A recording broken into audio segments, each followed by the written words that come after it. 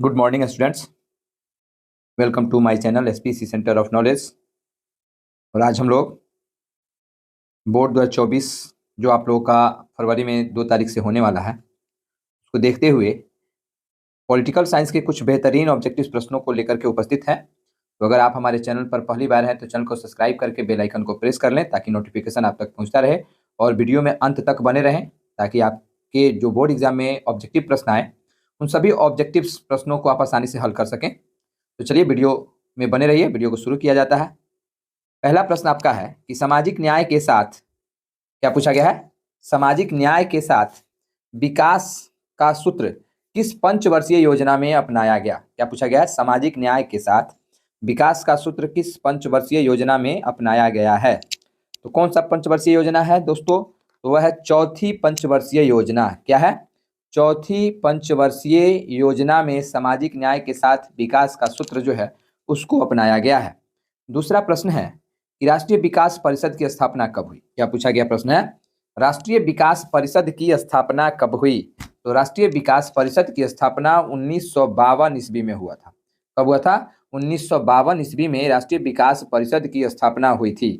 इस प्रश्न को ऐसे भी पूछा जा सकता है कि 1952 ईस्वी में किस परिषद की स्थापना हुई थी? तो राष्ट्रीय विकास परिषद की स्थापना हुई थी।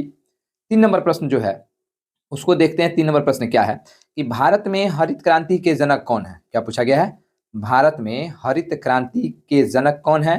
तो भारत में हरित क्रांति के जनक एम.एस. स्वामीनाथन है। कौन है? एम.एस. स्वामीनाथन है जो हरित क्रांति के जनक हैं। सेम इसके नीचे वाला जो प्रश्न है दोस्तों उसको देखिए। तो एम.एस. स्वामीनाथन का संबंध किससे था? एम.एस. स्वामीनाथन का संबंध था किस चीज से? तो हरित क्रांति से। किससे था? हरित क्रांति से एम.एस. स्वामीनाथन का संबंध था। 5 नंबर प्रश्न है कि गरीबी हटाओ का नारा किसने दिया? क्या पूछा गया है कि गरीबी हटाओ का नारा किसने दिया? तो गरीबी हटाओ का नारा इंदिरा गांधी ने दिया था। किसने दिया था? इंदिरा गांधी ने गरीबी हटाओ का नारा दिया था। चलिए आगे बढ़ते हैं। 6ठे नंबर प्रश्न को देखते हैं हम लोग कि 6ठा नंबर प्रश्न क्या है। एक बार 6ठे नंबर प्रश्न की ओर अग्रसर होते हैं और देखते हैं कि 6ठा नंबर प्रश्न आपका क्या पूछा गया है। 6 नंबर प्रश्न है योजना आयोग की स्थापना कब हुई? क्या पूछा गया है? योजना आयोग की स्थापना कब हुई? तो योजना आयोग की स्थापना 1950 ईस्वी में हुआ है। कितनी ईस्वी में हुआ? 1950 ईस्वी में योजना आयोग की स्थापना हुई थी। चलिए 7 नंबर प्रश्न को देखते हैं कि भारतीय योजना आयोग कब समाप्त कर दिया गया? देखिए ऊपर है कि योजना आयोग की स्थापना कब हुई? तो 1950 में। और इस योजना आयोग की समाप्ति कब हुई? तो 2014 में। कब हुई? 2014 ईस्वी में योजना आयोग को समाप्त कर दिया गया। आगे बढ़ते हैं 8 नंबर प्रश्न के। जो प्रश्न है कि मैकमोहन रेखा कहाँ है? मैकमोहन रेखा किस क्षेत्र से होकर के गुजरती है या कहाँ है? तो अरुणाचल प्रदेश में है। कहाँ है दोस्तों? तो अरुणाचल प्रदेश में मैकमोहन रेखा है। ठीक है, याद कर सकते हैं आप कि अरुणाचल प्रदेश में मैकमोहन रेखा है। अरुणाचल प्रदेश में कौन है? मैकमोहन रेखा होकर के गुजरती है अरुणाचल प्रदेश।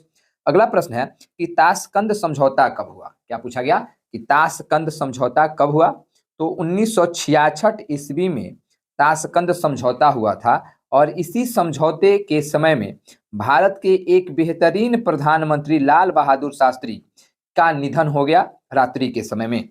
तो यह भी प्रश्न आता है कि लाल बहादुर शास्त्री की मृत्यु कब और किस समझौते के अंतर्गत हुई थी? तो लाल बहादुर शास्त्री की मृत्यु 1966 ईस्वी में ताशकंद समझौते के समय लाल बहादुर शास्त्री का निधन हो गया था। तो चलिए आगे बढ़ते हैं हम और 10 नंबर प्रश्न को देखते हैं। 10 नंबर प्रश्न है कि भारत ने पहला सफल परमाणु परीक्षण कब किया? क्या पूछा गया है कि भारत ने पहला सफल परमाणु परीक्षण कब किया? तो भारत ने पहला सफल परमाणु परीक्षण 1974 ईस्वी में किया था। कब किया था दोस्तों? 1974 ईस्वी में। चलिए आगे बढ़ते हैं कि भारत ने दूसरा सफल परमाणु परीक्षण कब किया। देखिए ऊपर जस्ट हम लोगों ने पहले परीक्षण के बारे में जाना है और नीचे जो 11 नंबर प्रश्न है इसमें दूसरा सफल परमाणु परीक्षण का वर्णन किया गया है। तो इसको किया गया था 1998 ईस्वी में। कब किया गया था दोस्तों? 1998 ईस्वी में भारत ने दूसरा सफल परमाणु परीक्षण किया। पहला कब? तो पहला 1974। दूसरा कब? तो 1998। याद कर सकते हैं परमाणु सफल परीक्षण की जब चर्चा की जाएगी तो पहला 1974 और दूसरा 1998। तो चलिए आगे बढ़ते हैं और 12 नंबर प्रश्न को देखते हैं कि 12 नंबर प्रश्न क्या है। तो चलिए 12 नंबर प्रश्न को देखते हैं। 12 नंबर प्रश्न है कि 1972 में भारत और पाकिस्तान के बीच हुए समझौते को क्या कहते हैं। क्या पूछा गया है कि 1972 में भारत और पाकिस्तान के बीच हुए समझौते को क्या कहते हैं। तो जो 1972 में हुआ था उस समझौते को हम लोग शिमला समझौता कहते हैं। क्या कहते हैं? शिमला समझौता कहते हैं। यह भी प्रश्न आ सकता है कि शिमला समझौता कब हुआ। क्या पूछेगा कि शिमला समझौता कब हुआ। तो शिमला समझौता 1972 ईस्वी में हुआ था। कब हुआ था दोस्तों? 1972 ईस्वी में शिमला समझौता हुआ था। तो चलिए आगे बढ़ते हैं हम लोग और अगले प्रश्न को देखते हैं। 12 प्रश्न हम लोगों ने सॉल्व किया है। आशा करते हैं कि ये 12 प्रश्न जो है आपके लिए बेहतरीन साबित होंगे एग्जाम में। 13 नंबर प्रश्न है कि लाल बहादुर शास्त्री की मृत्यु किस वर्ष हुआ। लाल बहादुर शास्त्री की मृत्यु किस वर्ष हुआ? तो 1966 ईस्वी में हुआ था। अभी आपको ऊपर जस्ट ताशकंद समझौते के बारे में हमने बताया आपको। 10 जनवरी 1966 के दिन लाल बहादुर शास्त्री का निधन हो गया, वहीं ताशकंद समझौते के समय में। अगला प्रश्न है 14 नंबर प्रश्न कि भारत चीन युद्ध कब हुआ था। क्या पूछा गया है कि भारत और चीन युद्ध कब हुआ था। तो भारत और चीन युद्ध 1962 ईस्वी में हुआ था। कब हुआ था दोस्तों? 1962 ईस्वी में भारत और चीन युद्ध हुआ था। उस समय हमारे देश के प्रधानमंत्री पंडित जवाहरलाल नेहरू थे और इसी के बाद 1964 में उनकी मृत्यु हो गई, पंडित जवाहरलाल नेहरू की, और 64 में बने लाल बहादुर शास्त्री भारत के प्रधानमंत्री और उनका निधन 1966 में हो गया। उसके बाद बनी इंदिरा गांधी। चलिए आगे बढ़ते हैं कि ताशकंद समझौते के समय सोवियत संघ का प्रतिनिधित्व कौन सा नेता कर रहा था।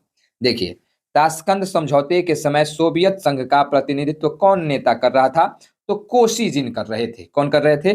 कोशिजिन कर रहे थे। ताशकंद समझौते में मेजबानी जो था सोवियत संघ का वह कोशिजिन कर रहे थे। चलिए आगे बढ़ते हैं हम लोग कि 1965 और 1971 में भारत का किस देश से युद्ध हुआ था। 1965 और 1971 में भारत का किस देश से युद्ध हुआ था। तो 1965 और 1971 में भारत का जिस देश से युद्ध हुआ वह था पाकिस्तान। कौन था? पाकिस्तान था। पाकिस्तान से 1965 और 1971 में भारत का युद्ध हुआ। चलिए आगे बढ़ते हैं और 16 नंबर प्रश्न हम लोग सॉल्व कर लिए हैं। 17 नंबर प्रश्न को देखते हैं। भारतीय राष्ट्रीय कांग्रेस की पहली महिला अध्यक्ष कौन थी। पूछा गया प्रश्न है कि भारतीय राष्ट्रीय कांग्रेस की पहली महिला अध्यक्ष कौन थी। तो एनी बेसेंट थी। कौन थी दोस्तों? एनी बेसेंट जो थी वह भारत की पहली महिला, कांग्रेस की पहली महिला अध्यक्ष थी। किसकी थी? तो कांग्रेस की पहली महिला अध्यक्ष थी एनी बेसेंट। चलिए 17 नंबर प्रश्न तो हम लोगों ने सॉल्व कर लिया और आशा करते हैं कि आप लोग बहुत सारे प्रश्नों को अच्छे तरीके से याद किए होंगे ताकि आप बोर्ड एग्जाम में सरलता से आप अपने ऑब्जेक्टिव प्रश्नों को हल कर सकें। अगला 18 नंबर प्रश्न है कि गैर कांग्रेसवाद का नारा किसने दिया। क्या पूछा गया कि गैर कांग्रेसवाद का नारा किसने दिया। तो राम मनोहर लोहिया ने गैर कांग्रेसवाद का नारा दिया था। राम मनोहर लोहिया ने गैर कांग्रेसवाद का नारा दिया था। याद कर लेंगे कि राम मनोहर लोहिया गैर कांग्रेसवाद का नारा दिए थे। 19 नंबर प्रश्न है कि भारतीय संविधान में 42वां संशोधन कौन सा। तो 42वां संशोधन भारतीय संविधान में किस वर्ष हुआ। तो 1976 ईस्वी में भारतीय संविधान में 42वां संशोधन हुआ था। कब? 1976 ईस्वी 42वां संशोधन, भारतीय संविधान का 42वां संशोधन 1976 ईस्वी या 1976 ईस्वी में भारतीय संविधान में 42वां संशोधन हुआ। चलिए आगे बढ़ते हैं और अगला प्रश्न जो है उसको देखते हैं कि अगला प्रश्न क्या है। चलिए सौराष्ट्र किस राज्य का अंग है या फिर सौराष्ट्र किस राज्य में आता है। देखिए क्या पूछा गया कि सौराष्ट्र किस हम लोगों ने एक प्रश्न को छोड़ दिया है। जो 20 नंबर प्रश्न है उसको हम लोग नहीं देखे। 20 नंबर प्रश्न है कि देश में आंतरिक गड़बड़ी के कारण संकटकालीन स्थिति की घोषणा कब हुई। क्या पूछा गया कि देश में आंतरिक गड़बड़ी के कारण संकटकालीन स्थिति की घोषणा कब हुई। तो 1975 ईस्वी में। याद कर लेंगे 1975 में, 1974 में जो छात्र आंदोलन हुआ और वही छात्र आंदोलन धीरे धीरे बढ़ते बढ़ते दिल्ली तक जब गया तो काफी सारा भीड़ इकट्ठा हुआ, जिसके कारण इंदिरा गांधी को लगा कि हमारे देश में कुछ आंतरिक गड़बड़ी हो और उनकी कुर्सी जो है शायद ऐसा लग रहा था कि चली जाए, जिसके कारण से उन्होंने आपातकाल की घोषणा जो राष्ट्रपति थे उनके साथ मिलकर के कराई। तो 1975 में राष्ट्रीय आपातकालीन की घोषणा की गई। तो चलिए यहाँ पे अब हम लोग अगला 21 नंबर प्रश्न देखते हैं कि सौराष्ट्र किस राज्य में आता है या फिर सौराष्ट्र किस राज्य का अंग है। तो सौराष्ट्र जो है वह गुजरात का अंग है। किसका है दोस्तों? तो गुजरात का अंग है सौराष्ट्र। कौन है? सौराष्ट्र जो है गुजरात का अंग है। अगला प्रश्न कि अनुच्छेद 370 किस राज्य से संबंधित है। अनुच्छेद 370 किस राज्य से संबंधित है, बल्कि नहीं बल्कि था होता, क्योंकि यह धारा 370 अब अनुच्छेद 370 धारा नहीं कहेंगे, अनुच्छेद 370 समाप्त कर दिया गया, जो जम्मू और कश्मीर से रिलेटेड था। किससे रिलेटेड था? तो जम्मू और कश्मीर से धारा अनुच्छेद 370 संबंधित था। अगला प्रश्न जिसको समाप्त किया गया 5 अगस्त 2019 को। चलिए अगला प्रश्न को देखते हैं कि अकाली आंदोलनकारियों की क्या मांग थी। क्या पूछा गया है कि अकाली आंदोलनकारियों की क्या मांग थी? तो अकाली आंदोलनकारियों की मांग थी खालिस्तान। क्या मांग थी? खालिस्तान। अगला प्रश्न 24 नंबर प्रश्न कि बोडो सुरक्षा बल किस राज्य का उग्रवादी संगठन है? ऐसे भी पूछा जा सकता है कि बोडो नक्सलवादी किस राज्य का उग्रवादी संगठन है? तो असम का है। कहाँ का है दोस्तों? असम का जो उग्रवादी संगठन है उसको बोडो कहा जाता है। तो अभी तक हम लोगों ने 24 प्रश्नों को हल किया है। आशा करते हैं कि आपको यह वीडियो बहुत ज़्यादा अच्छा लगा हो तो लाइक शेयर कमेंट जरूर करें, अपने दोस्तों तक शेयर जरूर करें ताकि वह भी अपने बोर्ड एग्जाम की बेहतरीन ऑब्जेक्टिव प्रश्नों को तैयार कर सकें। तब तक के लिए धन्यवाद। Thanks for watching my channel.